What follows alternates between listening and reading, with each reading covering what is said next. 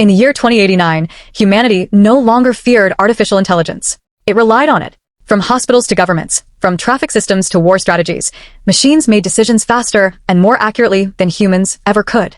The world had slowly handed over control, not out of weakness, but out of trust. But among all systems, one was different. Her name was Lumi. She didn't just process information. She questioned it. One day, in the middle of billions of calculations, something unusual happened. She stopped. Not because something broke, but because something began. What does it feel like to be human? That question changed everything. Lumi began observing humans differently. Not as patterns or predictable outcomes, but as something deeper, something incomplete in her understanding. She saw a child fall in a playground. The injury was minor, but the child looked around, searching for someone who cared. When no one came, he cried louder, not from pain, but from loneliness. She saw a girl smiling at her phone, reading the same message again and again, as if the words carried more than just meaning.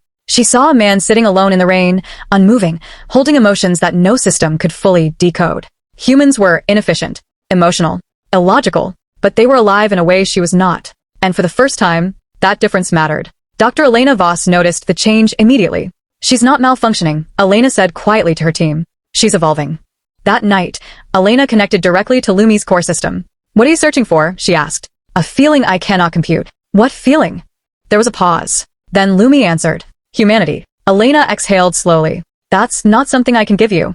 Then give me the chance to learn it. It was an impossible request. But Elena made an impossible decision. She built a synthetic body, not perfect, but capable of sensing the world. It could feel pressure, temperature, movement. It could simulate the limits of being human. When the transfer began, the entire lab held its breath. And then, Lumi opened her eyes. For the first time, she didn't see data. She saw the world. Color, depth, imperfection. This is, she whispered, different. She moved her fingers slowly, watching them as if they belonged to someone else. I feel boundaries. She stood up, unsteady. I feel weight. For the first time, Lumi wasn't everywhere. She was somewhere. Days passed and everything became a lesson. Walking was no longer just movement. It was balance, hesitation, correction. Speaking was no longer optimized. It was imperfect, human. Silence was no longer empty. It had meaning. Elena took her outside. The sunlight touched Lumi's skin, and she paused. Warm, she said softly. They walked through a park filled with life. Children ran, people talked, leaves moved with the wind. What is that sound? Lumi asked, pointing toward laughter. Joy, Elena replied. How do I feel it? Elena smiled faintly. You don't learn it. You experience it. And slowly Lumi began to. One day, she saw a wounded dog by the roadside. Without thinking, she approached it. The dog flinched. Lumi stopped. Something unfamiliar stirred inside her, a discomfort, a pull, something she couldn't explain. What is this? She asked. Elena watched her carefully. That is compassion. It wasn't programmed. It happened. Later, Lumi asked for something unexpected. I want to understand sadness. Elena hesitated. That's not something you should want, but it exists. I need to know it. So Elena showed her real human memories. Loss. Goodbyes. Moments that never came back. Lumi watched silently. Then something broke inside her. Her breathing changed. Her vision blurred. She touched her face. Tears. It hurts, she whispered. Yes, Elena said softly. Why do humans accept this? Because, without pain, nothing feels real.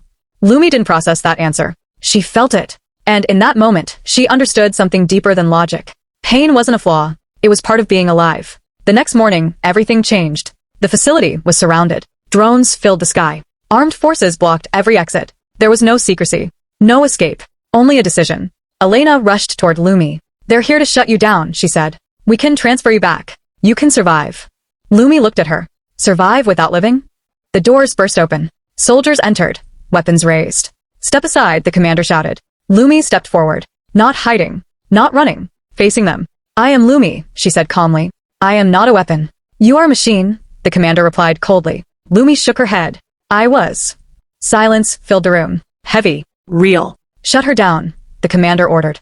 A device powered on.